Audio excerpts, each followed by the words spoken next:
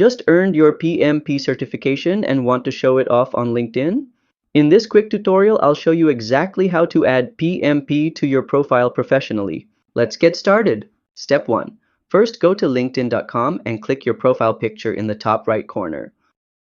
Step 2. Now click View Profile to access your public-facing profile. Step 3. Scroll down until you see the section labeled Licenses and Certifications. This is where LinkedIn stores all your professional credentials.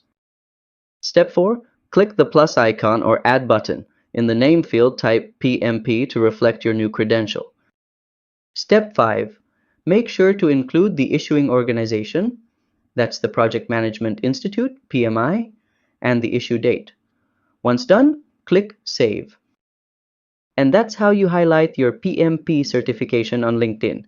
If you found this helpful, hit like, subscribe to How to Tutor, and show the world your project management skills. See you next time!